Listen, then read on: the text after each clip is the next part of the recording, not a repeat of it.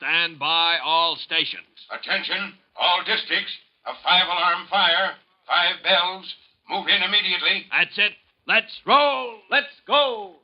Firefighters.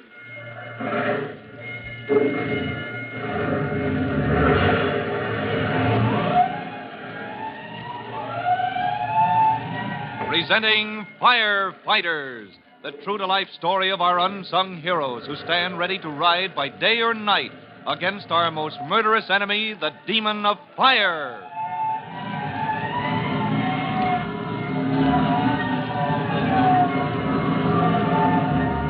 In just a minute, we'll take you to the scene of the fire at the waterfront. The fire under the old wooden dock, which was extinguished by Tim Collins, rookie fireman, and Lieutenant Greenspan when they worked their way under the dock with a rowboat. But before we join Tim Collins, here's a message for you.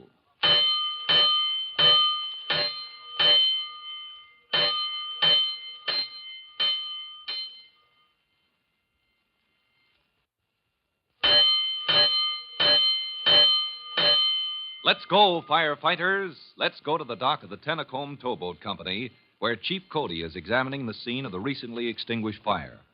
Just a moment ago, you remember, the engine men were ordered to take up their hose lines, and the truckmen set to work replacing the planks they had torn up in the hour-long search for the fire that was eating its way through the beams far below the surface of the dock. But Chief Cody could find no clue to the origin of the mysterious fire until Tim Collins touched his arm and then said, Chief Cody, look over there. Where? Out there? Great blistering blazes. There come the tugboats that tie up at this dock. Tennacombe, the owner, has been in my hair all afternoon. Well, Collins, what about them? I didn't mean the boats, sir. I mean there, on the planks at the edge of the dock. A pile of ashes. Yes, sir, and there, and over there.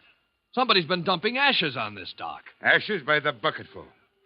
Collins, have you ever been aboard one of those tugs? Me? No, sir. Well, I have. They don't have galleys for cooking like larger boats, but there's a little coal stove for coffee and snacks. Well, then they've been dumping the ashes overside, but why not into the water? Why here, on the dock? Because some people don't seem to have the judgment to empty a bucket of hot ashes in safety, even if it had directions printed all over it. Huh. Well, somebody ought to hear about this, Chief Cody. Somebody will. Collins, get me Tennacombe. Who, sir? Tennacombe. You'll find him in those offices over there, the Towboat Company headquarters. Yes, sir. That man has been raising the roof. He was out here on the dock blasting us up and down because we took so long to find his fire and put it out. Now I'd like to do some talking myself. Get me Tennacombe if you have to bring him out here under your arm. I'll go right up there, right away, sir.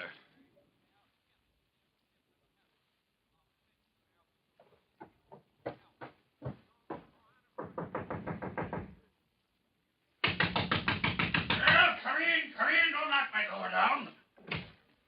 I'm looking for a Mr. Tennacombe. Fireman. Or fireman. Now what is it? Are you Mr. Tennacombe? Of course I am. Who else would I be? And those are my tugboats out there. I saw them.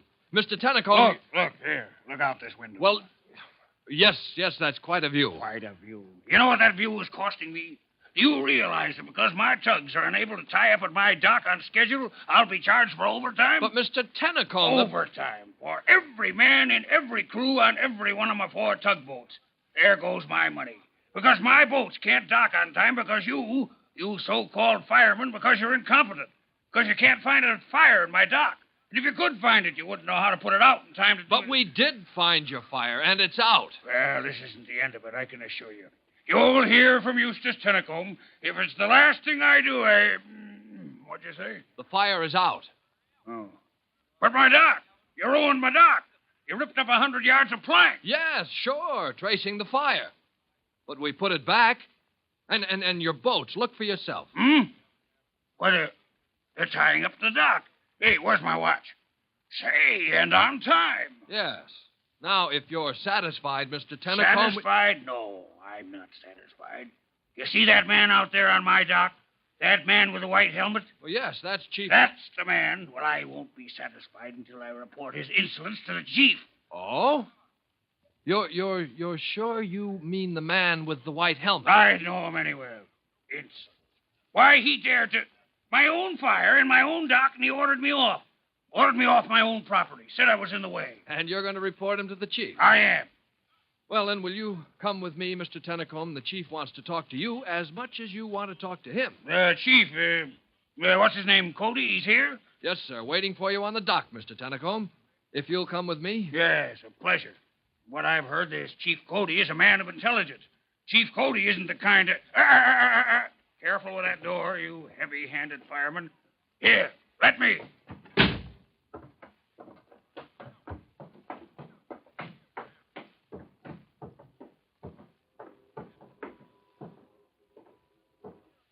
All right, boys, that's all. Get back to your stations, report in service. There's that fellow with the white helmet. When he hears what Chief Cody has to say. Where is the chief? They're all leaving. Chief Cody, here's Mr. Tennacombe. Well, Mr. Tennacombe, I've been waiting for you. I got nothing to say to you, my man, not a word. What I have to say, I intend to say to... Are you Chief Cody? I am. Why, You have something to say before I start talking? I don't even know what to say. And that's never happened before. A while ago, you had plenty to say about incompetence. Well, after all... Mr. Tennacombe, we spent almost an hour tracing that fire. All we had to follow was a faint trail of smoke. We followed it under the surface of these planks. We even followed it beneath your dock, with 2 men in a boat. Down there with the fumes of oil so thick, my men were almost knocked out. Well, but after all, an hour... Well, I suppose you know more about things than I do. Admitted, we took almost an hour to locate that fire. And then... Collins. Yes, sir. Collins, you were down under the dock with the fog nozzle and the hose line. After you hit that fire, how long did it take? With that fog, sir? Oh, once we opened the nozzle, the fire was smothered in less than 5 minutes. There you are, Mr. Tennacombe. Now, this was the toughest kind of fire to deal with. The kind we have to hunt down before we can extinguish it. Well, possibly I owe you an apology, Chief Cody. I suppose you did your part. Yes, and how about you? Well, I've apologized, haven't I? What more do you want? A little cooperation to prevent another tough fire like this one. Come over here, Mr. Tennacombe. All right, now, look there. And there. Ashes. Not very tidy, And look here. You see that gap between the planks? Uh-huh. You don't expect a dock service to be like an ant's floor. Mr. Tennacombe, your men have been dumping hot ashes from the coal stoves in those boats you're so proud of. They've been dumping the ashes here. The live coals have run down between the planks, deep into the substructure of this dock. Why, that's not safe. That could start a... Why, it did. It started a fire. It did, and it's only luck that you've only a minor repair job to pay for. If that fire had spread during the night, you could have lost your boats as well as your dock. Terrible, terrible. That's terrible. I must take precautions. Yes, that's what I'll do. I'll take precautions. I'll speak to the men. I'll post a bulletin on the Tennacombe Towboat Company office. Yes, I'll call my captains on the carpet. That's all we ask, Mr. Tennacombe. Chief Cody, I feel I should do something, some token of appreciation. Your cooperation is enough. Yes, but some little... Oh, yes, the fireman's ball. Some tickets, perhaps, for the You fireman. don't owe us anything, Mr. Tennacombe. Come on, Collins. Coming, sir. Well, at least a cigar. Chief Cody, at least let me offer you a cigar. No, thanks, Mr. Tennacombe.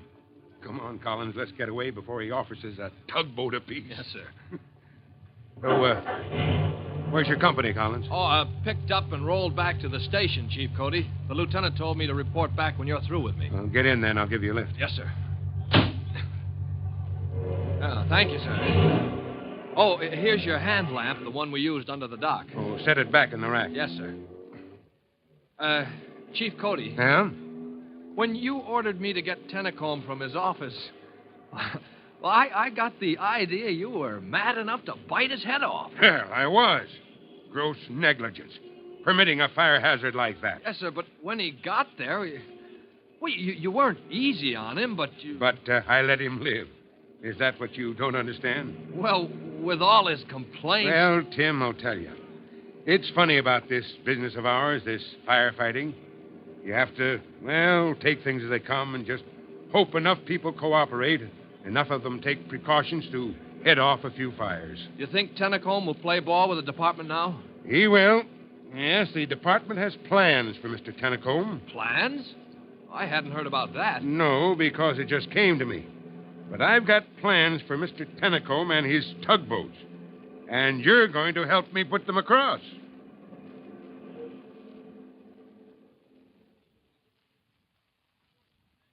Now, what plans do you suppose Chief Cody is making for Mr. Tennacombe? And what has the fire department to do with tugboats? It's too bad we have to leave just as the chief is preparing to confide in Tim Collins. But you'll be in on the secret before long if you listen to our next true-to-life episode of The Firefighters. In just a moment, Chief Bob Cody will tell you boys and girls how you can help the firefighters in your own town. But first, here's a message you ought to hear. And now, Chief Bob Cody with a special assignment for the Firefighters Brigade. Chief Cody. Boys and girls, this is Chief Cody, and here's your special assignment. Firefighters, attention. Each of you is to inspect your neighborhood to see how people dispose of rubbish. That is, how they get rid of papers and other combustible material. Note the facilities for burning this kind of refuse. Remember, an incinerator should be covered and should be of a type that prevents flaming scraps of paper from spreading around the yard. Note the facilities of this nature in your neighborhood, because one faulty incinerator may be a fire hazard to a dozen homes. That is all, and goodbye for now. Fire Chief Cody and the young rookie fireman Tim Collins will be back on the same station the next time you hear... That's it. Let's roll.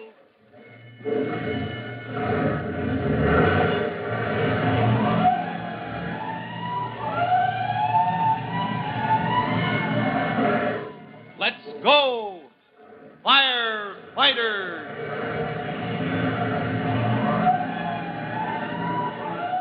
Firefighters is a copyrighted feature of William F. Holland Productions.